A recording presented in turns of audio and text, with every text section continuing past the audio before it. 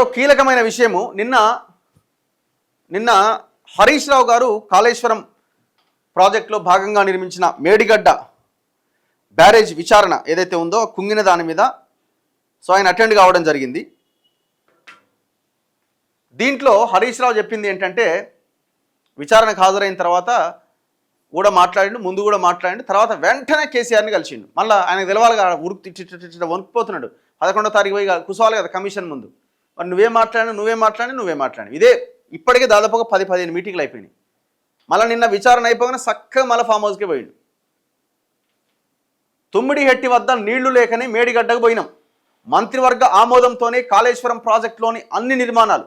Commission బహిరంగ విచారణలో హరీష్ రావు. బ్యారేజీల్లో పూర్తి స్థాయిలో నీరు నింపాలని ఎవరు ఆదేశించారు అని ప్రశ్నించిన జస్టిస్ ఘోష్ ప్రభుత్వం నుంచి ఎవరు ఆదేశించలేదని, అది ఇంజనీర్ల నిర్ణయమే అని పేర్కొన్న మాజీ మంత్రి బురద దిశాల మీద ఎత్తేసిండు. ఇంజనీర్ల మీద ఆల్రెడీ ఇంజనీర్లు ఏం చెప్పారు, మొత్తం కేసీఆర్ చెప్పినట్టు చేసినాం, మంత్రి చెప్పినట్టు చేసినామని వీళ్ళ మీద ఎత్తేసారు. అంతా దొంగలే. కాంట్రాక్టరు ఇచ్చిన పైసలు దిగమింగి వీని మీద వాడు వాని మీద వీడు, మొత్తానికి తెలంగాణ జాతిని మొత్తం నిండా ముంచేసిరి కాళేశ్వరం ప్రాజెక్ట్ తోటి. సింపుల్గా తుమ్మిడిహెట్టి వద్ద నీళ్లు లేకనే మేడిగడ్డకు ప్రాజెక్టును మార్చాం. ప్రాజెక్టుల పునరాకృతికి అప్పటి సీఎం కేసీఆర్ మంత్రివర్గ ఉపసంఘాన్ని ఏర్పాటు చేశారు. ఏది రీడిజైనింగ్ కోసం ఒక సబ్ కమిటీ నేసిండు.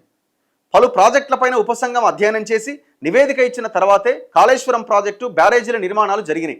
ఈ ప్రాజెక్టులో అన్ని పనులకు మంత్రివర్గ ఆమోదం ఉన్నది అని నీటిపారుదల శాఖ మాజీ మంత్రి బీఆర్ఎస్ ఎమ్మెల్యే హరీష్ రావు కాళేశ్వరం న్యాయ విచారణ కమిషన్ ముందు పేర్కొన్నారు.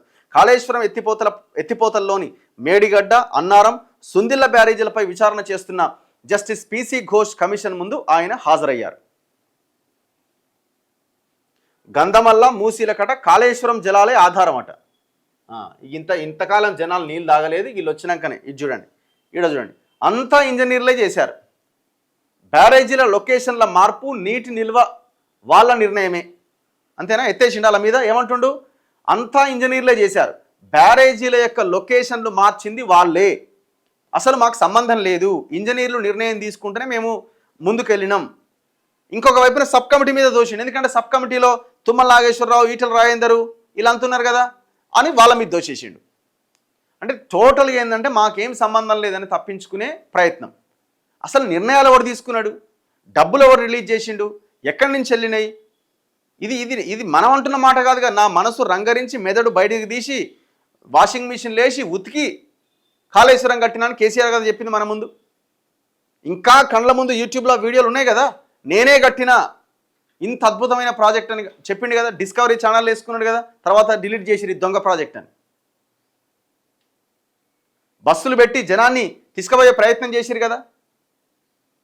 అసలు ఈ హరీష్ రావుని అడగాల్సింది మల్లన్న సాగర్, కొండపోచమ్మ సాగర్ ఏరియా. ఇప్పటికీ నాకు ఫోన్ చేస్తూనే ఉన్నారు, అయ్యా అన్న గవర్నమెంట్ మారింది, మాకు ఇంతవరకు పరిహారం రాలేదు, మా జీవితాలు ఆగమైపోయినాయి.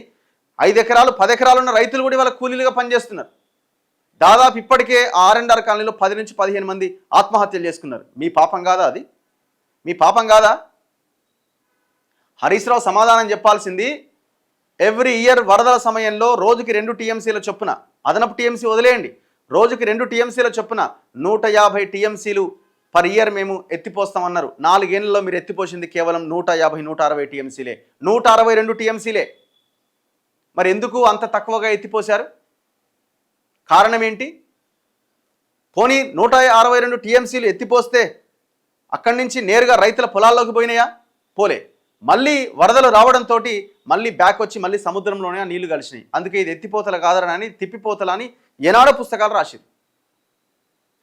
ఈ సింపుల్ బేసిక్ క్వశ్చన్కి ఆన్సర్ చెప్తే అయిపోయాయి. ఎన్ని నీళ్ళు ఎత్తిపోసినావు, ఎన్ని నీళ్లు రైతుల పొలాల్లోకి పోయినాయి, ఎన్ని నీళ్లు సముద్రంలో కలిసినాయి, బస్. నీ ప్రాజెక్ట్ గొప్పతనం ఏందో ఇక్కడే అర్థమైపోతున్నది. అదే సమయంలో నువ్వు కార్పొరేషన్ ఏర్పాటు చేసి బడ్జెటేతర రుణాల కింద 10%కి 11% ఎందుకు లోన్లు తెచ్చినావు? దానికి కూడా ఆన్సర్ చేయాల్సిన అవసరం ఉంది. చూడండి ఒక్కసారి, ఇది వీడు ఏమంటుండు, బ్యారేజీల లొకేషన్ల మార్పు, నీటి నిల్వ వాళ్ళ నిర్ణయమే అని హరీష్ రావు అంటుండు కదా. నేను ఎక్కువ ఏం చూపించాను, మీ దగ్గరనే పనిచేసిన, మీ దగ్గరనే ఎవరైనా పెంటారెడ్డి గారు మీ దగ్గరే పనిచేసి, మీ దగ్గరే పనిచేసి ఇదిగో ఆనాడు ఈ లిఫ్ట్ ఇరిగేషన్కి సంబంధించిన దాంట్లో మీ కీలక సలహాదారు ఆయన ఏమంటుండే నువ్వు ఏది మీరు అంటుంది కల్వకుర్తి హరీష్ రావు గారు మంత్రి గారికి అండర్ గ్రౌండ్ సర్ఫేస్ పంపుల్లో డిఫెన్స్ ఆఫ్ ఒపీనియన్ పెరిగిపోయింది. నేను చెప్పిన మాటలు ఏమి వినే పరిస్థితులు ఎవరు లేరు. నేను చెప్పడానికి ఆపర్చునిటీ కూడా ఇవ్వట్లేదు, చెప్పినా వింటట్లేదు. ఒకసారి చెప్పడం జరిగింది, సార్ ప్రెషర్ మీద పెంచుతున్నారు, పంప దూరం పెడుతున్నారు, ఒకసారి ఓరల్గా చెప్పడం జరిగింది. నువ్వు పెట్టుకున్నది మేము ఇచ్చింది సంతకాలు చేసి పుష్ చేస్తానికా లేదా అడ్డం పెట్టడానికా అనే మాట జరిగింది ఫేస్ టు ఫేస్. ఎవరు ముఖ్యమంత్రి గారు అన్నారు? ముఖ్యమంత్రి గారు లేరు ఇరిగేషన్ అప్పుడు. ఎవరన్నారు ఈ మాట? అప్పుడు ఇరిగేషన్ మంత్రి గారు ఎవరు? హరీష్ రావు గారు. ఆ సందర్భంగా అన్నాడు, నీ అన్నిటికీ అడ్డం పెడుతుంటారు ఎందుకు, మీరు అడ్డం పెట్టుకోవడానికి అడ్వైజ్ పెట్టుకుంది నీవు పుష్ చేయడానికి అని. అప్పుడు నేను కొత్తగా ఉన్నా, నా కెపాసిటీ వాళ్ళకి తెలియదు. నా కెపాసిటీ ఎప్పుడు తెలిసి అంటే కల్వకుర్తి కమిషన్ చేసినప్పుడు తెలిసింది. అప్పటి నుంచి ఫాలో కావాలి. అప్పటి నుంచి కూడా వీళ్ళు పంపట్లేదు డ్రాయింగ్లు అని చెప్పాము. సెక్రటరీ గారు కూడా ఒకసారి చెప్పారు, డ్రాయింగ్లు అడ్వైజర్ గారు రూట్ చేయండి అంటే, కాదు సార్ జనుకో వాళ్ళు ముద్ర కొడుతున్నారు, అందుకే మేము చేసుకున్నాం సార్ అన్ని అయిపోయినాయి అన్నారు. సరే అయిపోయిందని మనకి అప్పటి నుంచి ఆయన చెప్పింది ముద్రలు కొట్టుడు, ఫైల్స్ క్లియర్ చేసుకోవడం. ఈయన సలహాదారుగా పెట్టుకుని ఈయన ఓవర్కమ్ చేసి ఈయన ఛానల్ని పక్కన పెట్టేసి ఇంకో లైన్లో, ఎందుకంటే ఈయన ఒప్పుకోవట్లే ఆనాటికి, ఇది కాదని చెప్తున్నాడు. అట్టట్టా నిన్ను పెట్టుకున్నాం కదా, హరీష్ రావు చెప్పినాడు కదా, నేను నిన్ను పెట్టుకున్నది ఎందుకు, నువ్వు సంతకాలు పెట్టి ఇవ్వడానికి గంతే, నువ్వేం ఎక్కువ తక్కువ చేయొద్దు, దీనికి ఆన్సర్ చేయండి. ఇప్పుడు మీరు అన్నారు కదా, ఇంకొకటి చూపిస్తున్నా, లొకేషన్లు ఇంజనీర్లే మార్చేసి మాకేం సంబంధం అంటున్నాడు కదా, వినండి ఒక్కసారి. ఈ బ్యారేజీలు అండ్ అంతకుముందు అంటే మేడిగడ్డ కుంగడానికి సంవత్సరం ముందు కన్నెపల్లి పంప్ హౌస్ ఏదైతే మునిగిందో బాహుబలి మోటార్లు, దానికి కారణం ఏంటంటే ఎత్తు తగ్గించిరు. ఎవరి కోసం? మెగా కృష్ణారెడ్డి కోసం ఆ ఎత్తు తగ్గించిరు. ఆయన ఏమన్నా ఇంటర్వ్యూలో, ఇప్పుడు కాదు ఎప్పుడు వరదలు వచ్చినా మునుగుతాయని. నేను ఒక హైట్లో సూచిస్తే వాళ్ళు ఇంకొక హైట్లో తెచ్చిపెట్టిరని. చెప్పండి హరీష్ రావు గారు, ఆన్సర్ చేయండి దీనికి. మీ దగ్గర పనిచేసిన ఆయనే 10 సంవత్సరాలుగా మీ దగ్గర పనిచేసిన సలహాదారుడే మీకు మాట్లాడుతున్నాడు.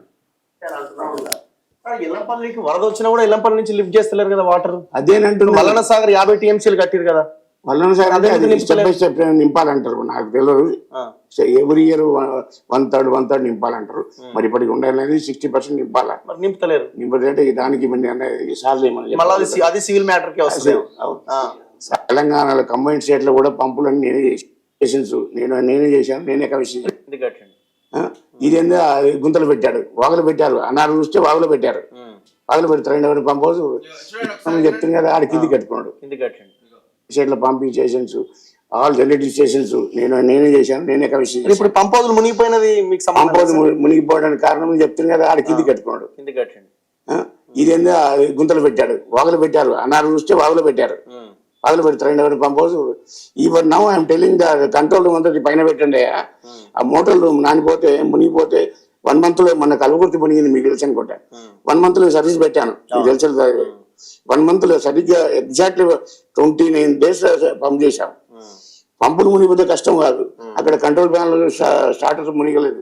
సరే ఇప్పుడు మీకు స్టార్టర్లు కంట్రోల్ ప్యాన్ అన్ని మునిగిపోతున్నాయి.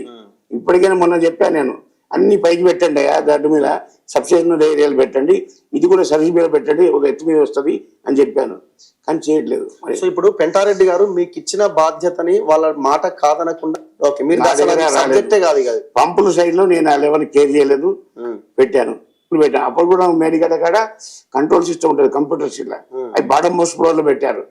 అప్పుడు కూడా ఇది కరెక్ట్ కాదయా, పై ఫ్లోర్ లో పెట్టాలా అని పైకి మార్చాను. మరి కేసీఆర్ గారు ఉన్నాడు, మంచి పని అయినా. హరీష్ రావు గారు ఒప్పుకున్నాడు. కూడా పెద్ద స్కామ్ జరిగింది అంటున్నారు. పంపులు ఏమి చిన్న పంపులు, ఇటువంటి వల్లెట్ పంపులు, ప్యాకేజ్ 8, ప్యాకేజ్ 10, ప్యాకేజ్ 11 పంపులు BHEL కంట్రోల్ ఉన్నాయి. పెద్ద పెద్ద పంపులు అన్ని ఫ్రాన్సిస్ టర్బైన్ పంపులు ఉంటాయి. సివిల్ ఎలక్ట్రిక్ ఉంటున్నారు. ఇట్లా అయినా నేను ఒకటి సూచిస్తే వాళ్ళు ఒక నిర్ణయం తీసుకున్నారు. గట్టిగా మాట్లాడితే నీకు సంబంధం లేదు, నువ్వు సంతకం పెట్టి అవతల పడాలి అని మాట్లాడిరని మీ దగ్గర పనిచేసిన వ్యక్తే బయటకు వచ్చి నా ఇంటర్వ్యూలో చెప్పడం జరిగింది. దీనికి ఆన్సర్ చేయి. ఇప్పుడు మొత్తం ఇంజనీర్లు చేసిరని అంటున్నారు కదా, దీనికి ఆన్సర్ చేయండి. ఇంజనీర్లు దొంగలే, ఇందులో ఇన్వాల్వ్ అయిన వాళ్ళు, అవినీతికి పాల్పడ్డ వాళ్ళు, మీరు దొంగలే. మీరు పని చేయించారు, వాళ్ళు పని చేసిరు, వాళ్ళకింత నీకింత అని పంచక తిన్నారు. మళ్ళీ మేము ఏం చేయలేదు, మాకేం సంబంధం, వాళ్ళే చేసిరు. అసలు ఈ విచారణ ఎంతవరకు పర్ఫెక్ట్గా జరుగుతుందన్న దాని విషయంలో కూడా ఇంకా మనకు అనుమానాలు ఉన్నాయి. ఎందుకంటే కేవలం 3 బ్యారేజీల మీదనే ఎంక్వైరీ జరుగుతున్నది, మొత్తం కాళేశ్వరం మీద ఎంక్వైరీ జరగట్లే. మెగా కృష్ణారెడ్డి పాత్ర మీద అసలు ఎంక్వైరీనే లేదు ఇంతవరకు. చేయడు, రేవంత్ రెడ్డి కూడా చేయడు, నరేంద్ర మోదీ కిషన్ రెడ్డి కూడా అడగడు. ఎందుకంటే వాళ్ళకి ఎలక్టోరల్ బాండ్స్ రూపంలో డబ్బులు ఇచ్చారు, వాళ్ళకి ఎవ్రీ మంత్ లీడర్లకి ఎవరెవరు మాట్లాడితే వాళ్ళకి పెన్షన్లు పోయినాయి.